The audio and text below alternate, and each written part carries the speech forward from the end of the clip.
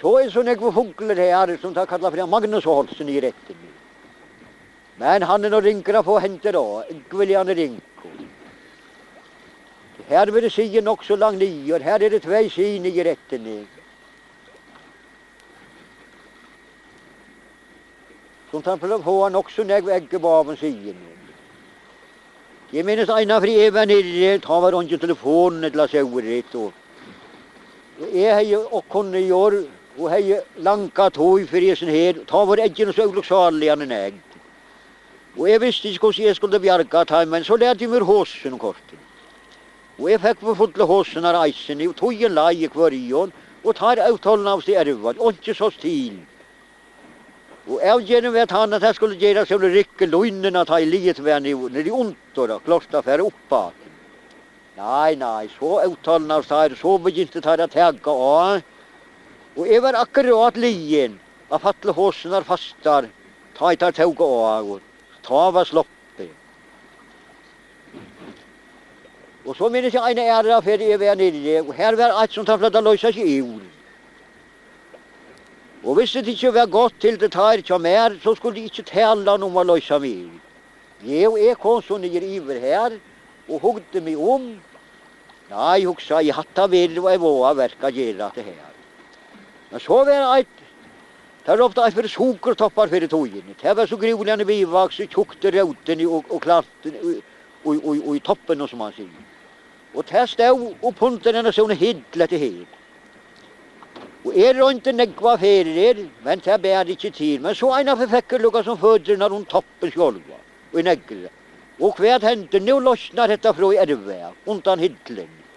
Men detta smockar så bant ner mellan beinen så det gör det inte fett. Och jag får så ut av luften av hunden och till. Men ta var så dejligt att slatt och kom in vid riven i här som detta var färdig. Så på att han var där fick nästan ödläggen som våra få.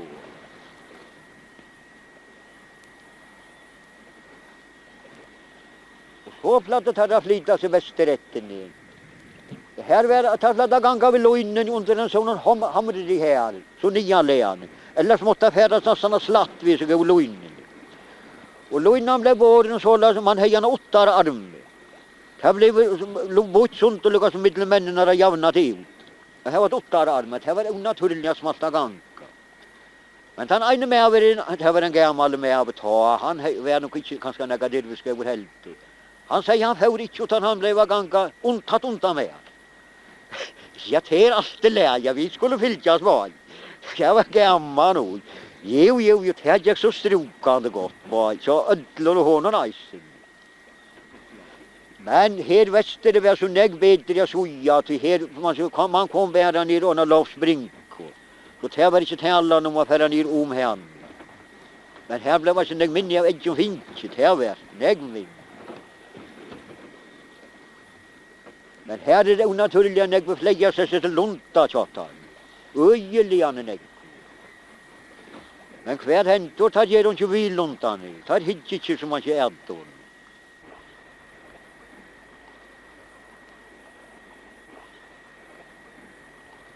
Här är det flera fläggasessel bäger för det höat och för det låa. Och en av sixte som är vajt, han har varit Magnus Olsson. Här fläggar tar lunta. Men det är nog inte vilja lutja svartfötten tar på här. Och så kommer vid västerrätten ner och ta kommer till ansnar upp under klätten. Här plattat här nivsadne bäger flägga här bäst och lunta.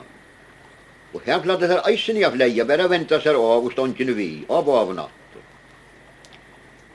Och så är det allt som de kallar för i sojen då. Och här plattar jag bruka lansening och kanske lansening estan. Men här vet jag bära så att ena vägen och lunten fläg. Alltså så rätten att ta en låta i tandväg. Och här plattar eisen jag fläg här bästa. Det är var ena vid pappan vi fläg här bästa här nere. Och finken också fitt eisen. Då tar vi nu komma väster från sojen då. Så är det allt som de kallar för sirrautina. Och västan för sirrautina, här är det som de kallar för mitt sirrautina. Eller höddiga sirrautina kanske eisen. Men här är så narbojst i middelen att här ger kvar öron för tre, att det sitter så nära. Och så är det som tar rög på eisen för den västaste rög. Och så kommer vi till Drankatorv. Och här skulle det så vara ett av flesta som var under ödniga flera lunta. Och här är sådana kvar andra neusiat här som flera omkring till hitta här. Här är inte världande som lägger till för andra. Och en fortalte för mig en av de gamla bönderna som satt jag vid och flera dolliane. En affär han hade funnit fitt av lunta och i Drankatorv. Och här landet stannade så nya län i här. Och han hade funnit så mycket att han hade en hampeliga bilar. Och han skulle skifta bilen och pass. Och det var reppen att han inte skiftade 24. Men innanför vär, han får inte det. Och så är det som tar kallar för faraböcker. Men det som går faraböcker, han är så lojtel och nya länet. Här får ånkerna flera lunta ord. Och uppväster från Drankatorv och här är det som tar över för skråan. Här är äggviljan rikta ganska bratt och rikt och inte svåra ganska ord. Det fyrplattar alltid grävas onaturliga väl spår och rasra ganska om allt, men nu ser tar lödde av ganska oilujda verk lunta flädjo. Nu teger hon inte hånd till näka sig. Nej. Och så var inte så lojt om att han var i omkoständig här, jag gärna i hans huvud från, nej, ni han väster från Drankatorv. Ja, här har alltid tagit upp att för skråan. Men här är onaturliga rikta ganska. För i minst har vi plattat via norr och tagit filt. Jag tar hört han alltid hägga gräva vid spår, alla sten. Så tar vi så dejligt av ganska, men det är inte håndtigen osöd. Ja, så är han det ajasörs.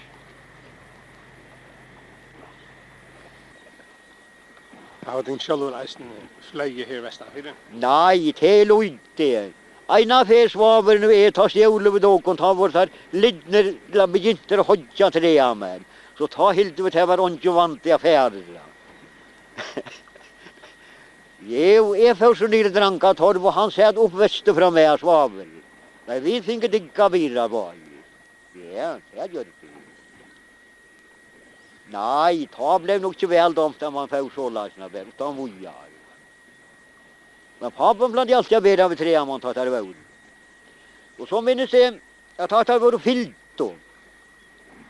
Och så bland det alltid brukar ross och raja vi. Alltså fågeln heim. Och så bland det är vidare som man som också stora ord i isen. Vi dotter en unkan häst, han var så äggviljan sprädd som är.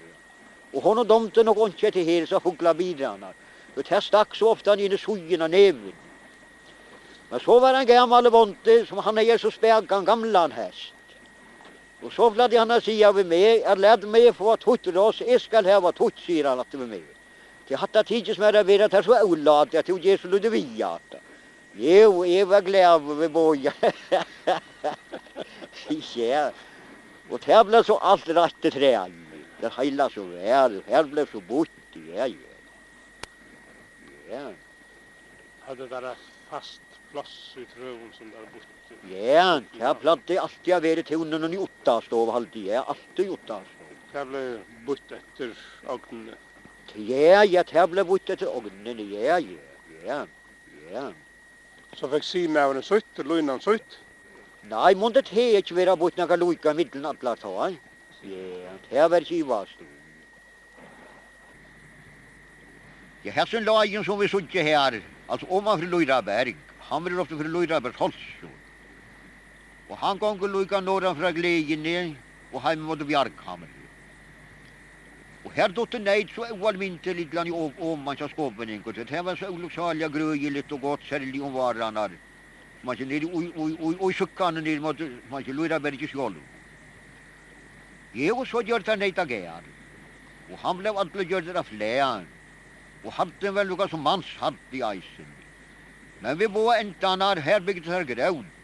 Och gjorde småver och så säger kunde ganka som man inte bär innetten i utetten. Och ta blev fri med nejten. Men så får ni nejten på ganka, alltså sådana för Bjarkhammar, 9 tandvägen. Och ta blev lojka gärlig att det här. Men så stik av ta lojka mot brunskålen. Och ta ett tvör uppsa för. Så ta blev nejten i utestångt här. Men ovaran tar man för att jag ganska når här, ja, onkel tog bäge, jag säljer fler hävvästar. Och ta kunde man sådja hur karfiggvene säger i jäckeskräpolukan och i kleivan. Jag ber om gråder till han tålte inte gråder. Och det kastar jag onaturlidlan i efter att säga eisen. Grusommelidlan. Men nu så gav heile vad få för sägen att nu vill jag inte pettigt han var. Nej. Nu missade du inte. Nej, nu missade jag inte mig. Nej. En affär. Jag tar var ingen präster av Sandtorp. Och så var det 2 tjejor som var kommit till giftingar. Och med av som gifta skulle han var här och det låg där ju vitta. Och så förvärpa ben, alltså pappa till brorna når och säger vi händan här som brukar skulle vara. Ja, nu är bisperen kommen. Ja, nu måste komma hem till att gifta. Det är inte tälla någon man. Jo, det kan affären den till att han får så nacka längre att han av och hem att giftas. En av säger abben att han var i Norge. Allt det har varit efter hävestunken. Och ta detta med över om man menar att det har varit efter hävestunken. Och en av fyr. Eisen, ta där eisen i med över om man här. Men antal så kommer attor till att finna tar att det här var inte. Jo, annan halvtid tar man inte på attor halvtid. Och annar är av tajmon sånt att om man han var abba sonor en sådan tillstegna ganta karnor och gud som kallas för Thomas Jörgenstov. Ja. Och hesen är Thomas efter abban som är. Thomas Jörgenstov han kom en av så till ta var hensa präster av sant. Och leitar då hur han skulle göra med en dotter en holte med och gick så efter en. Hon slapp onkan till från. Ja, visst det ena för med dansa värde gud och kanske ha vritt och ta dansa i holte med utanför och hinna dansa av innan. Ja, säger prästor att här kanske vara av tog. Ja, ben lät henne komma så till sans. Och hon så kom eisen och blev arbetskone Tottnes. Och hon gifte så vid en huskadel som var Tottnes. Och hensa bröster helst att det var naturliga näck för jag lät att bäg var lika donalig och arbetsom. Jag lät att det är av husen. Och det säger sig att han lät han få en lukas med en holmberka. Och arbeta vid för att se. Ja, nu har vi riket sin till Västerrätt. Ja, nu har vi riket sin till Västerrätten. Så vi såg sina Sigrid. Hon är så oalmintelig när gåva kommer landet här kister. Så tar kunde vinta vad vi ödlungåen in i John. Men hinner så degan och ring hon är västanför som vi sådja kallas för Västarjäg. Men här är så gott att han var det här är så djupt att jag förbant upp på 9. Och så en affär och vid vår oranton och ta var en och säg tjottam och här vara Skatland. Vi såg janda fåglen som är tatt emot det som var grön här. Bara ännu. Och här var det lite här sor i dranchen och fest. Och så kom han till Västerrätt råk. Och ta var så mycket utkärt. Att han slopp inte innan Sigrid jäg, men kom och så Västarjäg. Och jag blev så stant och halta baden någon, men i hinner för nere baden. Och efter samma blev vi senaste baden. Och jag blev så stantande fram med fotaträn. Väggre grolarna gott och gott le och det är inte så dejliga och väl i hånd. Jävla mat. Jo, nej vidare vi inte gott och väl att segla nu för flaskan. Och här måste loft är atter jag vatten och så. Det var nog så tossla ett eisen. Jo, hon gånger fram till vatten någon tar som vill jag smaka sig av. Tar smaka av och inte talar ett år utan allt gånger gå. Jo, och så spyr jag tar med om inte vill ta på munnen. Jag tackar i för att det var inte så mycket gläskorten nu. Jag tog så 2 stora munnar. Jag ora ju inte av hess. Så det kan det färden nu och flar lojor. Nu är det sådan petroleumsrom.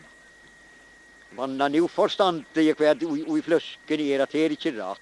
Jag tar man bara spritt blanten i flösken er. Men sen man gör det effekt så onskilt av tog i korten. Och flöskan får så att det är vatten och tar tömt och flöskorna så rätten. Ja, jag lär var gruvliga gott öll. Så det är vi tog att där blanda petroleum och Ja, sprit. ja, det var netto vi hade tojen.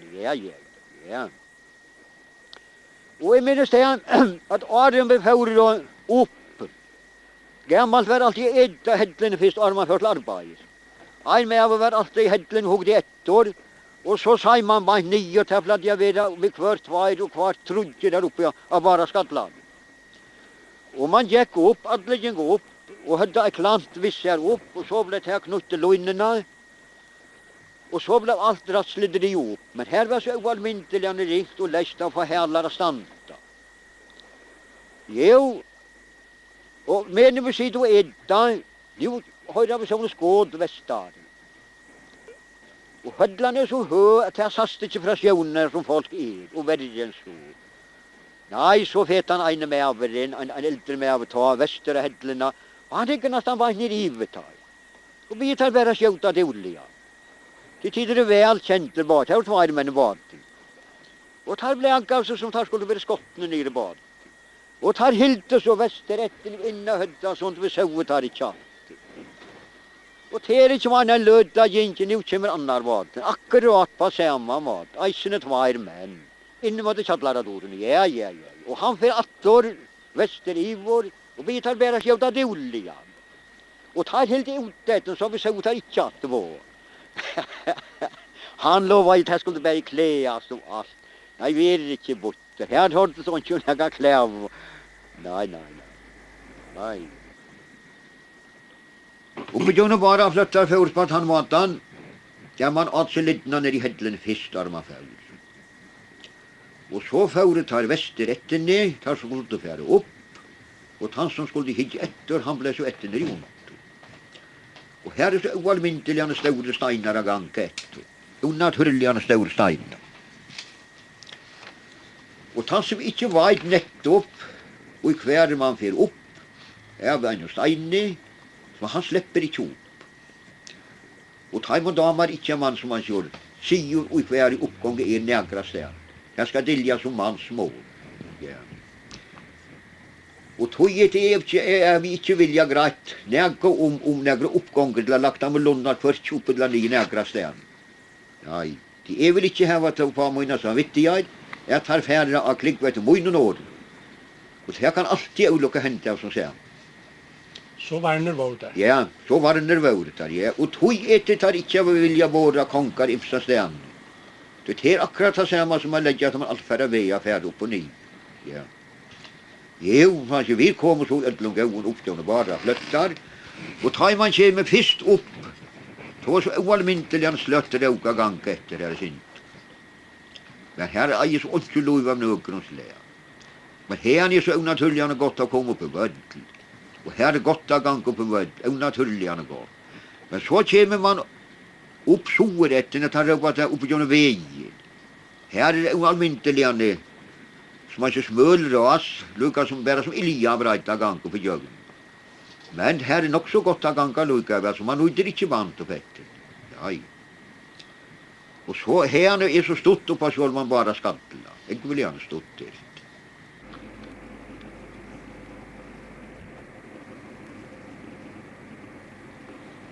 Ja, så har vi tidigare sänder långt väster.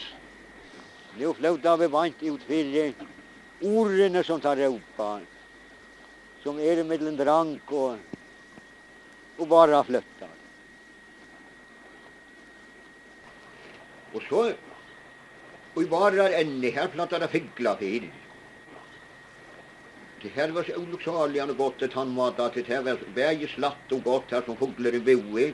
Och man kunde komma så lögneliga som man till fåglarna i sig. Och här plattar det här var en man och skåpon. Han är vid en kväll en dojmor och vi är figglingar med av dojmorna i sig. Och han tog så onaturliga väl till ja vidare på det ippo som era chippar. Ja. Och han tog så onaturliga väl och halvdrepa bara lomjana. Han gör det bara lojte snära och hållsen och så släppte han taimon och så företar håll flaxande ner i häddlen. Men så var det inte folk ner i onte som man så rättar bättre lomjana. Och visst inte det här var så företar det svårt att han kom ner i häddlen.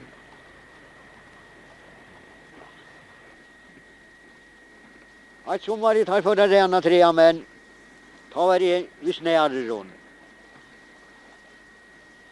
Och så vill det ha hänt med och så riggade mamman till som han ser med och så det. Och så för det lejta bevat, tar för fisk som ska gå in lejta. Nej, tar funnits ju baden som är i. Och tar kommer här väster mot det. Och då lojra berget, tar vore vid här. Jo, är för så vi tar med tre mål. Men tar gör den rimmar det att få fågel. Han måste få väl 1500 fågel. Och här är så allmänt till en stort låbaina, för jag tar inte långt så ja. Här måste vara omkring de 15,5 utav lägg. Det kallas för Norrbengaskår och Svansberg. Här skulle det bäge vara så allmänt till Lund och Lomja. Och det var så naturligt, det var till orden kom här. Det lät bara ner över handtagen. Och där satt av fåglarna flöjde 3 år ut för. Och tar man inte säkert att han tog väg så det var innesvår, det som fågel. Men nu tror jag kom han. Ja, och 3 år kom han att flöta, ja. Och det blev så stor ord, så går efter alla vägar. Och skåpeningar funnit ut av tog, att här gick så lojra. Men här de inte 3 månader inte hända gång kanske att han inte hade den sig ger det här. Och så blev det förpurrat, det här var tid. Hetta var så bara ropper i här, så var det orden här som är stora väddlen, här kan jag säga så att det är inne. Och tar man för vi säger, så blir man affärerna. Så här som väddlen gånger långt upp här, det är inte gott att sitta hian utan han som kunde ge det här. Här gånger en sån smöl, riv upp etten i här. Och så färdat han i och tar upp att han i riven, här ständer en drankeläser från i ärva. Och det lukas som en rosnja lojp ut den dagen var drank. Och det bilar inte petti, han som pura slattar och kom då. Och det fladdade sig alltid, det var gångt vid en 35 lunton eller 40 lunton. Och på jögn och riverna. Och så blev jag där färda ner och släppa att han här klättöten här. Klättöten är här som är nyaste stora vödlar nere och sådär. Men så må vi ta gången att till drank som är här banten från. Och här blev jag flera sin i rätten. En 4 helst i rätten i djungel och fågel. Och detta robat här och sigre ännen i rätten. Jag minns en av här, jag sa i 28 mån, ta vill det där inte skifta hällarna. Det tar helt det här måste lukas vara vi och bruka hällarna i en och säga. Och ta var inte telefon och inte näg. En med översättare robat för översta läsning här, som väl gånger inte långt uppe. Här plade en med över sitt där uppe. Och så plade forskar vi äggen och ge var att det var ska från honom. Men ta måste man lägga för. Det visste så väl att det blev bara rått, man ska ena fel. Så tar han först, som man ska säga, översta läsning för uppe. Och så att det hin 3 med över. Ta vem man i jögn då. Ta i av tottna. Och ta fick man ta med så kollan i oreisnäv som säger. Det där uppe till bättre kärna. Ta man vara 9 rätten. Så minns det ena fel hända som man tar inte vill skifta hällarna. Det är så för 9 rätten. Och ta vet jag 9 rätten så det är inte så jag bara hämta vi. Och här gick äggväljarna gått 9 rätten till och lojnan kom färdig, alltså djupt i vödl över. Och pridlarna var fullare av äggjor. Ja, och så kom vi upp att ner, och nu var inte med vad fick efter här, nu begynner lojnarna färda sorätten, det är så inte. Och ropte, majden även kunde räcka till, nej vad signe här, inte natt. Och det enda vi tog är för sor av. Och det var läsare luft sorätten. Men tog bättre fick kräft knöjen så väl och kroken in under hånderna så lasen. Och jag kom så pura som man inte stavn rätt innan till mötet har jag kom. Och det får inte att ett enaste ägg helt för sig. Nej, inte allt. Men ta säger vi att detta ska inte vara rätt. Nu skulle vi skjuta hällarna. Nej, och det blev inte gjort så. Och så tar det flatt arena västaränne, till västan för röjene här. Här är nog så gott, äggvuljan är gott, eller så är det gott atlas, men ni här, oj. Och det västaränne, här är nog snö loft. Här kommer lojt och bort det, äggvuljan är lojt. Och om man för här som lojnan flatt jag vet, eller hällan, här var så gåsgrivja, av luntan, och grunt och stöv.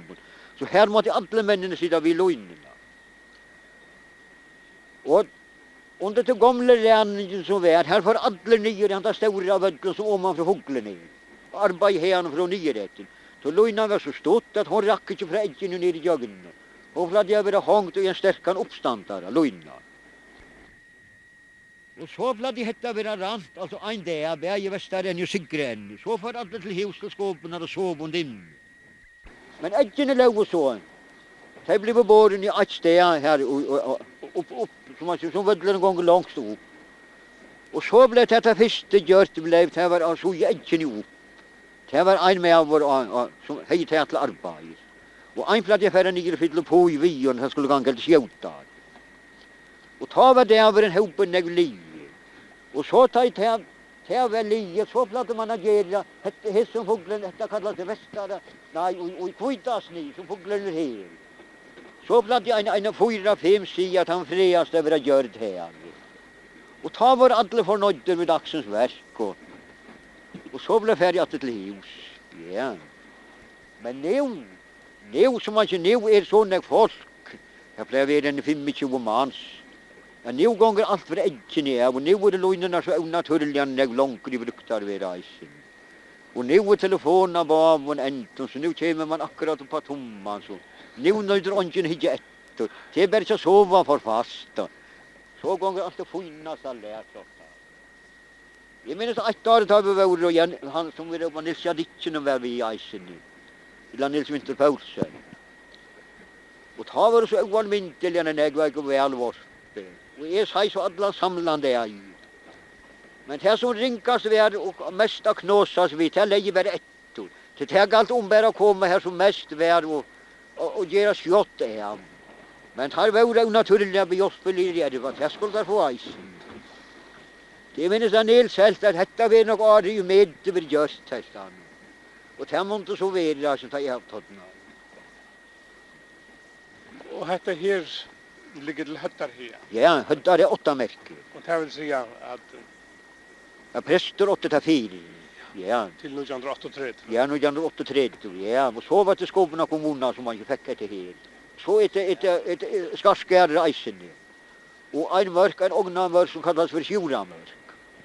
Och han som måtte en gidlen, han slapp så, och varje år hvis han ville färdig. Och jag halte ett skarskärare för att jag kunde ha 5 män. Och jag halte nästan att präster kunde ha eisen i ena kvarja mörken. Det måste vara så läst. Det måste vara så läst. Men här blev så lagt av till lojnor.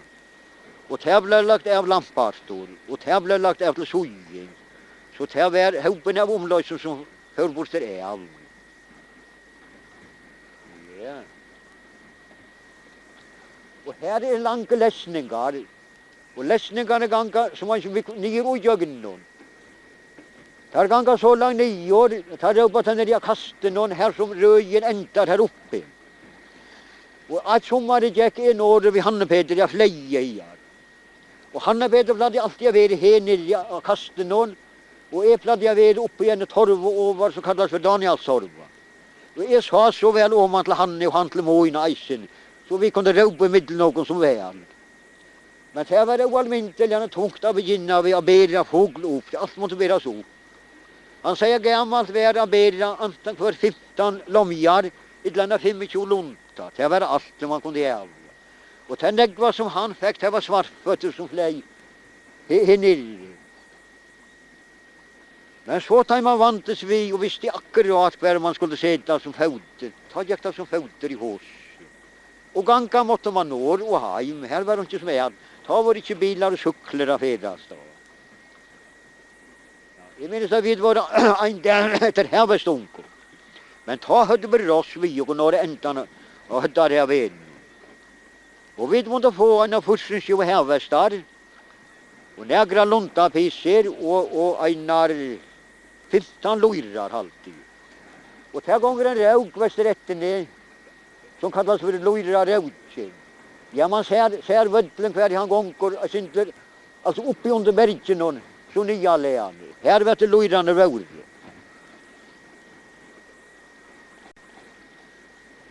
Och en läsning ropte för jag färre upp om hål och ner om hål. Och här vet jag en skåpen skulle dodja ta och tror ju fjör till detta om. Kan man inte ta sikkert att det var här jag var färdig. Då ståndgärna har alltid funnit 8 år. Jag vet inte om det var bråten lite. Det var det enaste att det kom.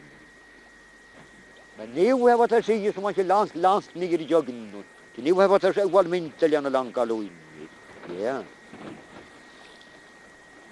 Men nu har jag en tvär loin över bruktar. Och i flera hade hans år. Så nu gånger det så grivliga skott på att han var. Grivliga skott. Och tar telefonen är så hindrar det inte mjölk och säger idag. Nej, eller ger mjölken onaturligt land för träta i hand. Nu kommer alla tunna vara i samband med Siman. Ja, allt tar det vilja. Ja. Det tar flera ett väggrund. Ta är en tugga här bant inne. Tatt västan för orna här som vi ropar. Sånt här jag brukar som för ratt och regkoj. Och jag grannar för alla sora och här stora vädlen. Och så vet det rike att rysa tuggen här. Men det misslyckas ofta, gruvlig ofta. Och om det har varit ett brott där som man ser bottnen som vägde vid steinen. Och ta flera det var rikna västan och bra och sorätten. Det menas en affär vid var det en och det var bara en till hästen. Vid var det trodde det var. Och vid var det nästan där tosta. Och inte var fast här. Men uppe i A är inte sådana fridiverna. Det är en också stor damm som var det bära rona var. Jo, helt så att han kunde färra upp och lejta till vattnet. Men inte ville det vara här. Försten ett land. Han var nog så långt bort och han kommer så 8 år och har gummeskägg vid munnen. Och tar jag vid och gör som rona vattnet och tiger på gummeskägg. Och vi var det så testade vi kunde slokta han innanför ett hansi. Men olycksaliga väl kom det via lojkave. Öjeliga nu väl. Ja, det visste att det var. Ja. Och ett år vid var då, ett väggrund. Vi hade funnit händer och trudjar som var uppe och klättrade utan här uppe här som så stora väddlar där. Och vi hade buntat här till hällar.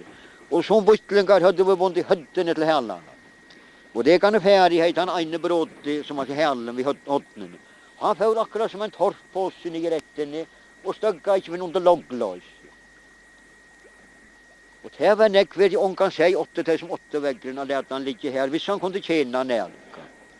Ja, och så var det med 2 och 4 9. Och det var så helt att han var kommit i en stor damma lite. Och så tog vi alla samlan invålen i Ordonon för jag latte om. Och vant och bort rådlen ner och så till gång. Men det var för bank och tänkte vi upp på John Ratt. Så man var färdig ner John Ratt. Det såg inte ratt igen och upp på John Ratten isen. Men det gick isen. Jag vill gärna väl göra. Så mängd här över tid Daniel. Och det var så god. Ja. Det är inte alltid jag tog att tid som ett först. Ja. Det är visst sant. Ja, en av det vill vara här. Ta hänt en olycka här. Och ta vet till det gamla testamentet och i rena skuld. Alla skulle färra 9 år, som var det läsning till någon. Men en och 2 trodde flatte färra lögnen i 9. Och här flatte så här var allt rassle vissar som får ner till lögnen. Jo, och så var det 2 farner, en äldre backa med och en annan yngre med av 9 år. Och här var det så gallös när här hade sett sig bantner i ont som 3 med skulle komma. Och så tar 3 med för 9 och nu häver han en också stor tattlev som näggver oj av drassen. Och honom har nog både så mycket av att stolen, han attar stolen, han var kommit och mötte gråte och räv gråt ontans och bantner i det. Och han sa att tattel samman var i. Och han enkre, han fick inte blämma och hin som han inte får idland här nere, äggkväll i idland. Att ha varit gaura då i det kus gera skuld. Jag och en blev så ordentlig av en äldre med över hem till skåpen och röjna få fäder doktor. Men tar helt att han var så senare av det att han kunde inte gera så bautar med röjna fäder. Och inte som han mer än iver ämnen ja och skunta med. Men ta jag kon norraten ta hade tar finna nu. I halte nästan att onkel var färdig nive och ta påsarna och lägga nu på hämta maten. Och så lät blev han drigen uppa. Men det var nog så kört till doktorn kom nu. Och han blev som man så fattla vår osauret och borden till skåpen och bant oss på hospital. Beina väg. I halde jag lärde dem inte vara bråddig och osman bråddig och sauret. Så mycket var så lugn. Men han kom så nog så väl att. Så det sås inte gångt och han knäger var stiftan nu. Så han var onkel till backa till te. Det var väl han är. Men det blev så onkel sen färdig steaten ta. Nej. Inte det sommar. Tar blev eld nåde jag som skåpningen tar det vad det råkar inte. Allt blev det var eld ja men nu som man inte nu har varit här allt och folk från husen och bära sig med att nian. Och där gång Atlantägen om man och nian i mitten. Nu ber det hattre. Ja. Och döver och allt den ting. Och det är inte att säga när gilta på det man fär som man kör bokfiddlarna från hemmen och isen. Ja, det är häftigt inte fel. Nej. Det senaste av det måste vara i fyrrad. Ja, det var i fyrrad. Ta vad Torstein i Norge vid Jeppe. Men hej han inte varit i Norge, vi var alltid varit och något där tog män. Vi då inte driv. Inte tälla nog. Men han har en så dejlig en kopp främst av grånen i Jeppen och lojna var lagt till. Så det är så oallmyntliga myckliga finns. Så onaturliga. Det är så första fel där driv Jeppe. Ja, det är första fel, ja. Ja, Karmal var en år och tog bullet och kantrin. Man skulle alla andra kanter som vi kallar henne. Hon var eisen igen år. Och det kan färre fjantas och hon eisen vi är färre det. Ja, hon säger att hon var så kring. Så hon är ju vid fyr och sommar i en affär. Tar flera röjna till hävasläggen här. Äggen i här. Och i middelen saltödan och tennisger i här. Jag tror ju hon vid ju fyr till hävasläggen. Så det var hon inte frukta för sig. Och skulden kan hon tillgjord där för huset så. Så hon var väl utgjord att han var. Nej, här kom lite på strid. Här var lien ägg vi ut och togen var kostbar och lyckas som trova i vi oägor. Men så får den ena för utfyrd. Här var det inte. Här kom lite på strid. Här var så de gör inte så stilla och tajon kom åter, jag var inte färdig med hejen. Det var här var stäckligt. Hon var inte kommit till några fukt och värre så.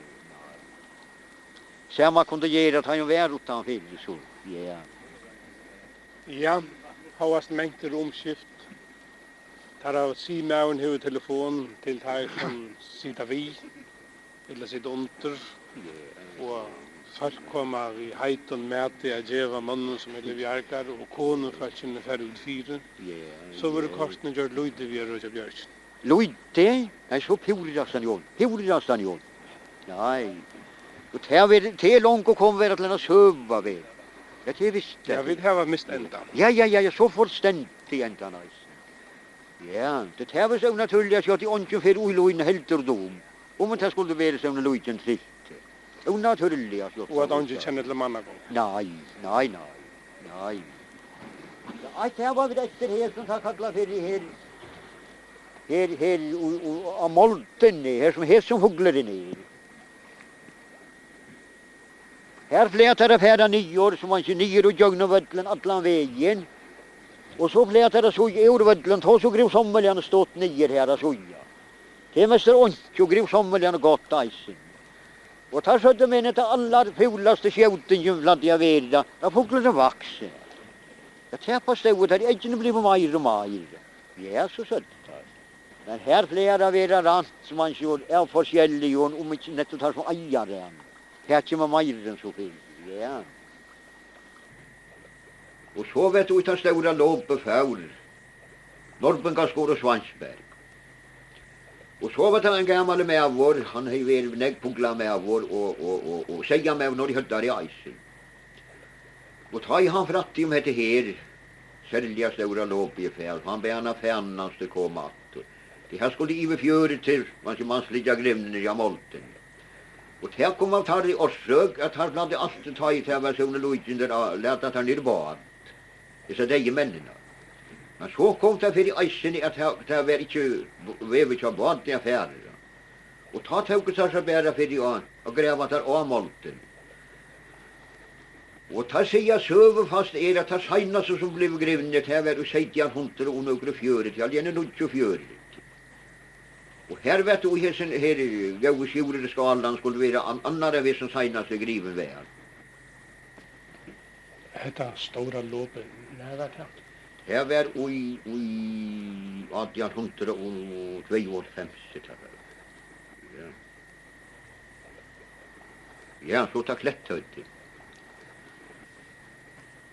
Och tar man kommer ner och riverna så är läsningen ner och riverna.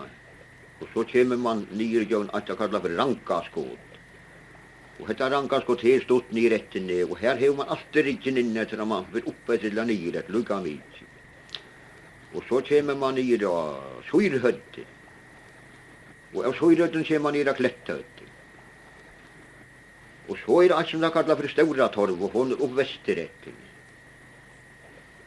Men så underklätthöjden. Här är allt som där bara för torven underklätthöjden och som är bara för luttle torv. Och det här ska vara bästa flägelse som är under oj.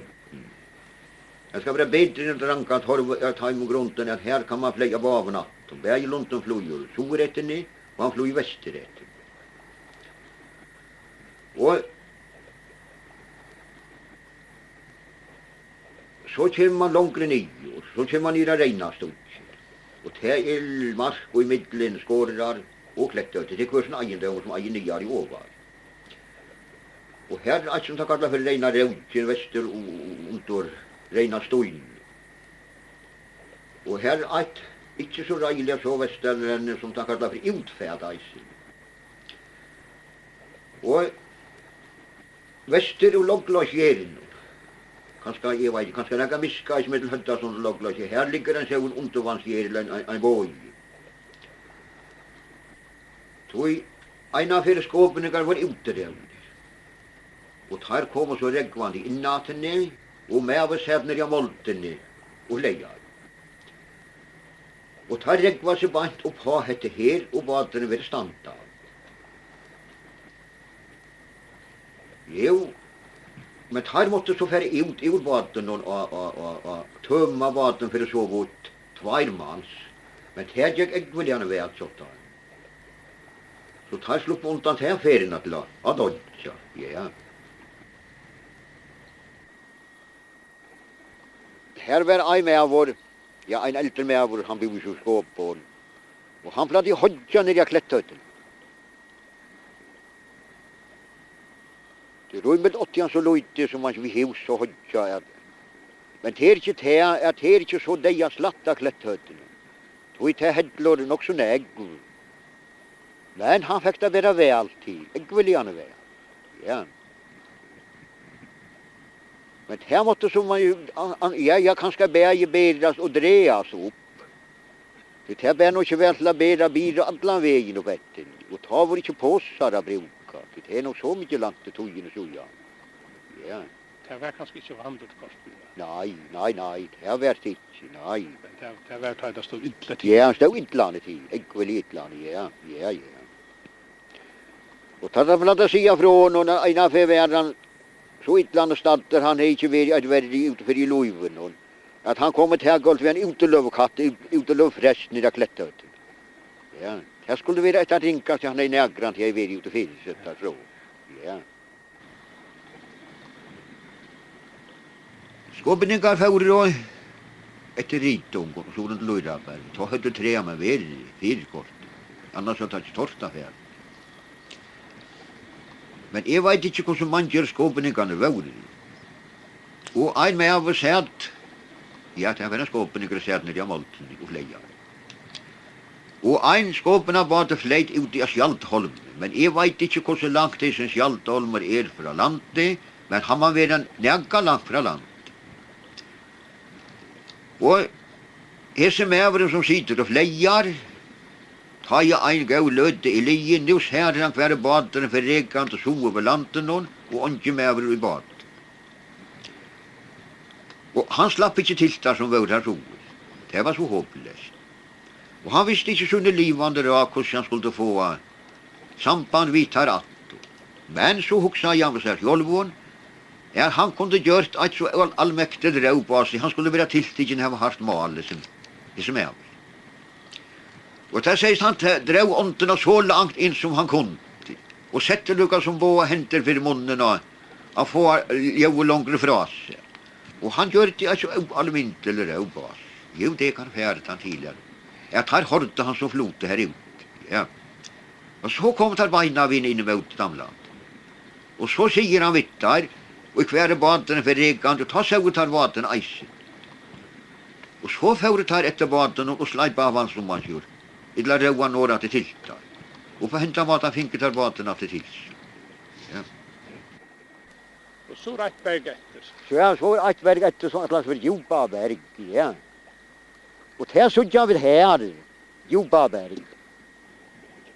Det er så omgang det være djupa berg, men her et som det kallet for i loften noen, det tvei som det kallet for i loften noen. Og her færre en trodde til 4 menn i loftene, og så renna her for å se, men hinne mennene renna som restene. Så la oss fleta det gjøre. Og djupa berg og her, I Moltene. og Moltene, det ser vi eiendom. Ja. Så hest, her flere være ta mannen gav, flere være rant som toja. Ja. Og så Eva skal pikka løyde som sådde her, som man kjør skått bort til Ødel Norrjøgn eller Vesterjøgn, som tar røpa regenskål. Her flere få i mesterleien forseg.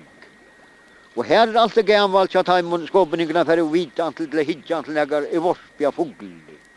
Og hatta ver når rant nesten det om det at de her slipper det nesten vi reipe til alt det der sier. Det er halvt. Ja. Og ta et av rene djupa vergela fyrir alt det flantar av verandre i hedlen for gjetto. Og ta så det ene året, ja, ta hødde tar som var hugde etter så mye negvissere av snapse, at her reilige munn av seg og hessen som sa, han måtte alltid nere vidja. Ja. Og til enda vi tog, at han ble via dovna, og dovna ikke han være sovna. Ja. Så la oss sånn. Han er gravgjør. Ja, ganske på den der. Alt i verden på den der. Ja. Vi må flauta degan og nær, ja, kanskje til å være innare som marskjall for det land av sommer. Her var det boen her innan vi åker. Her var så ualmintelig han miste mjørkende der. Så hadde jeg unaturlig han miste mjørke. Og negve var der tråla vi til kufus av vann. Jeg og så nu kommer en med vår døyran til døyran han orskar reggvand i ut til alle badanar og sier vittar at hid må gjøre okkot så skjott som øvel at hid må færa vester undår. Løyraberg eller langre vester til Marskjallferna land. Raboven. Her ligger sin til sår i olaglasjering. Jeg, tar som hødde finnes trålen i en, tar føre ved raskaven og hinner kvette som har stått i noen og bundt okkur træsprek og på. Og jeg var så vi ene vate som føre. Og vi kom ut av boan, ta var så myrt, onker var undan åkene sintor, at her hødde tritt så feil at her får du lukka når mot ordet. Så tar var det så mye i atterhånd av åken, tar vi kom ut av knæet, ta håpa oss sammen vid heimen, som får onta.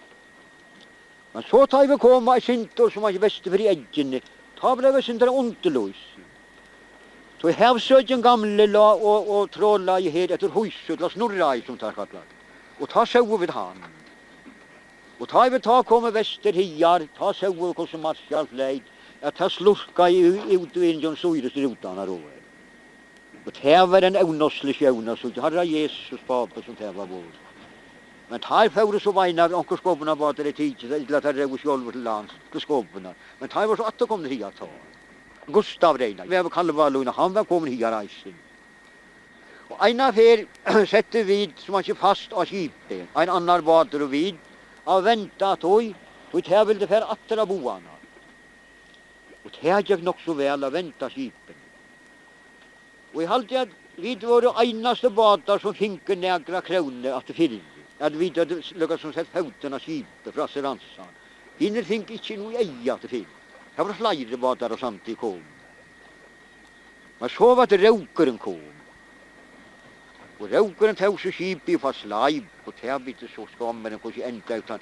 Han var ikke ville komme stått av leit at ha sagt. Her skulle fylla bæg og bøyer og tunner og alt. Særlig av bøyer og. Nei, valsigne. Her gjort jo ikke kjære mamma. Og her under lagløse platet har jo sett opp. Ja, mer enn så. Og det var enda så gærlig. Ja, det var nok ikke gærlig tog. Jeg tar finket her og legger fasta lunnar inn i eisen. Og vi tog, hvis der skulle nøye seg sette opp og kunne dreie båten opp. Ja, jo, det var hentet så ofte. Og overvintelig ofte jeg hørte en sessmæv som vi var fisket i negvi. Han sier jeg tar fra der rønne av løgn, og jeg tar komme inn som var i middelskjeren og greia løgn og ta i sløkt ved kjøttene. Det var akkurat som og en arge var i havna litt innanfor her. Ja.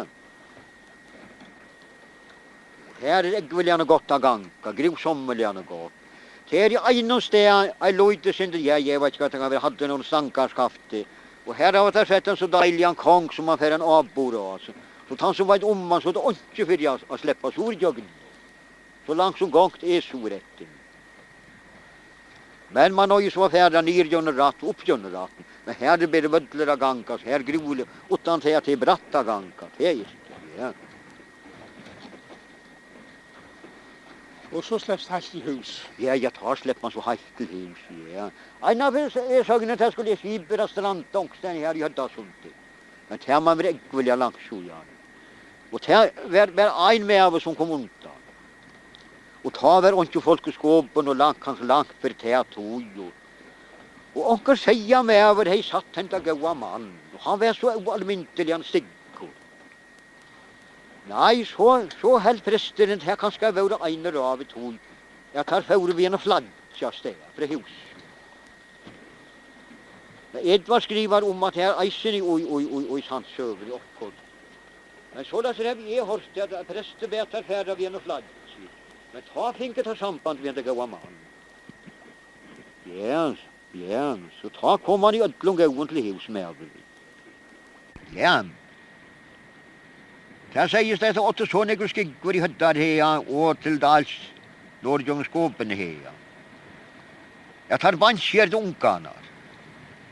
Og ta i ungene bandskjerd, så slipper han ikke av flår. Så det var så almindelig gassar ungen her til åken, ta i gassnar ungarna ble bandskjerd. Og så gjør det over skussungarna. Ja, og ta blivet her veien, ta slupp ikke av flår. Og det var så negva få, så tar det brukt ross og raja vi han presans. Jo, så søtt det. Hvor lenge siden i togene det har vært? Ja, det har man vært nok så langt, så Jan. Men det kanskje har vært jo noe langere tog i eisen, og ikke har de haft dette til arbeid. Ja, det har alltid. Hvor så tog det men? Ja, ta tog den bare ved hånden nå. Akkurat som det er gassar. Ja, akkurat på samme måte. Det var nesten spædjer. Ja, det var nesten spædjer da. Ja.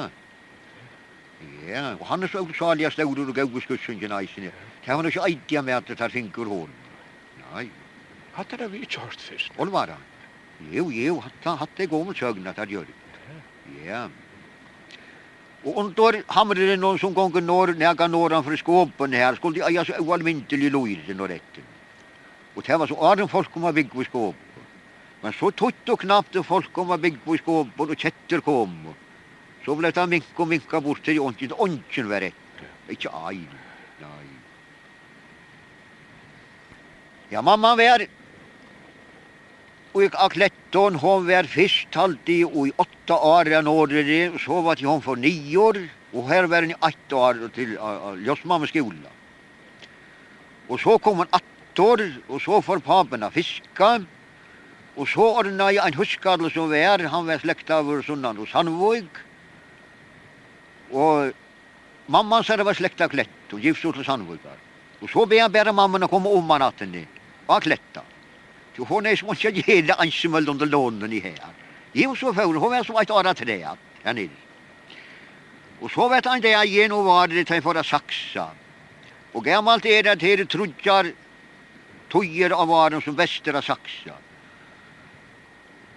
Och han första era Mariemässo. Och bästa era sommarmalla. Och ta senast era krossmässo. Det är utmåliga manna som var ju i middelen kvar jag visste här. Jag och så var det han var signa jag gåan där och det stod ödl och saxa och en välto och mamman hette arbeta milta sig. Jo, men det stanta så lasnar nu kommer det med vår om man av ridge som vi ropa ord i hödderna stan vi leipa i ridgenon. Han kan läsa för Thomas Hodni som går med. Och han kommer så vanta vält och gröjde leipen av så och fer av banne och blåt om hetta lär. Han skulle färd efter torve.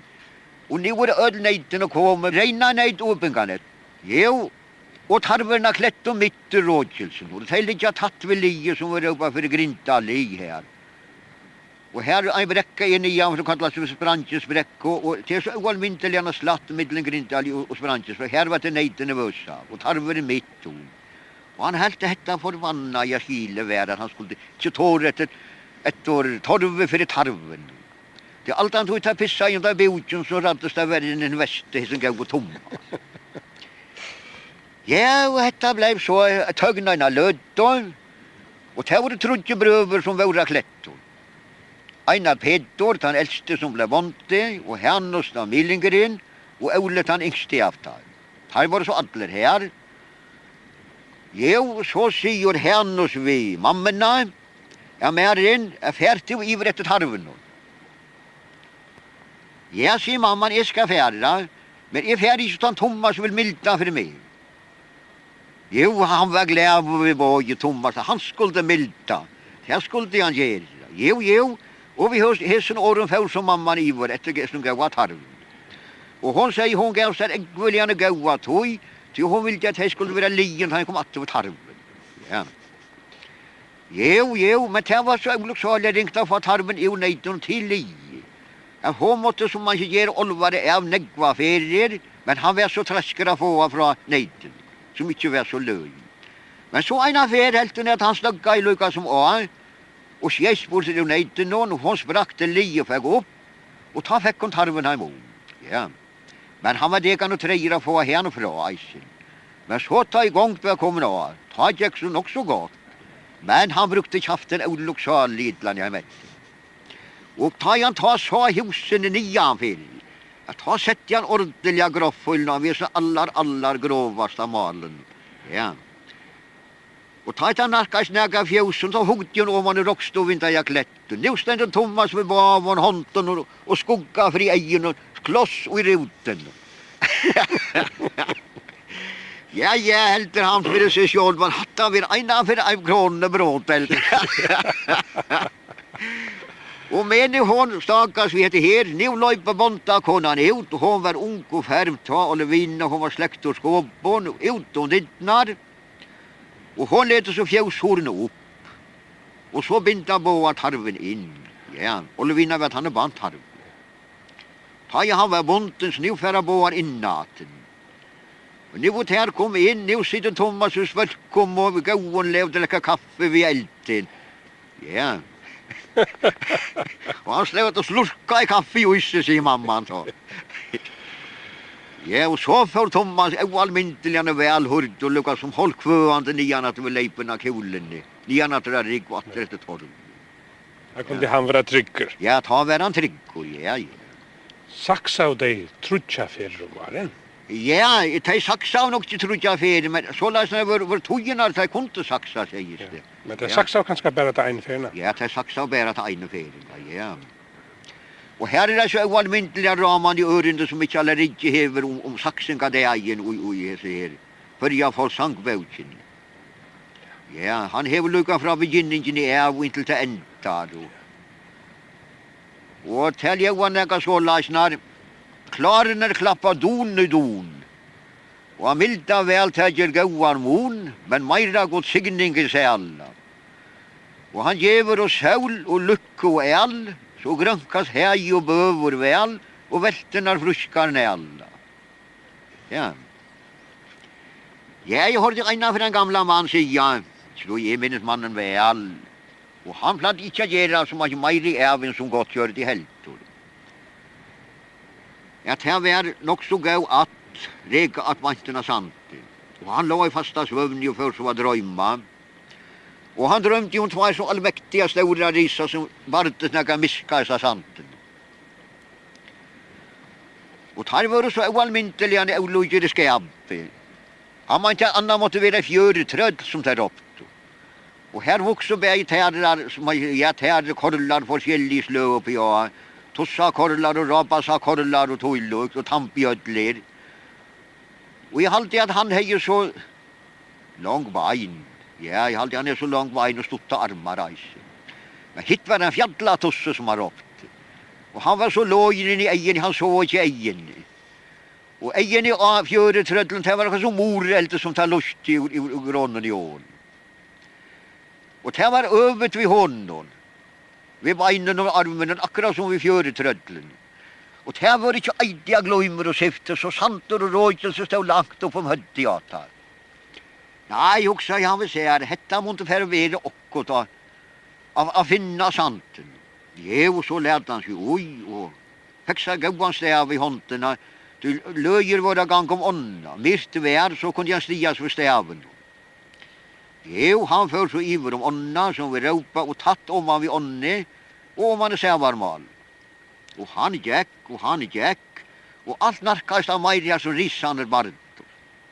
Ja.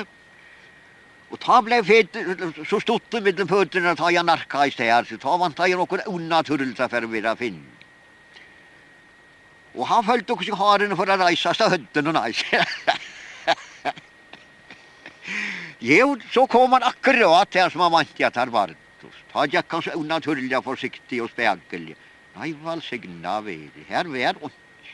Førkjen et eller annet. Og han gikk langere nianfra, og så kanskje akkurat kom fra sjønnen, omkring av slå. Nei, her var ånd. Jo, så får han etter ødlom santen. Og utgjøren santa fjør. Nei, her var helter ånd. Og så gikk han atter på samme mat, atter etter santen. Ånd pjuras ånd sammen. Og ta jeg narkas nægge ånd. Han nu ser han en sånn dimma kommer fra luftena for vesta. Og han vært så mye orrasen til hva som man skal sia, at han ikke var næst omvenda dimme kommer fra luften. Og ta han kom ånda, ta begynte å regne. Og han aldri noe lovene ved i søvn og regne. Og snarere ljøsene føra ved ekvelian og tått eisen. Og tåren føra ganke efter allar ringkasta flattiana si. Så han var glæver, han kom atter rundt og teg ved heilen og skil.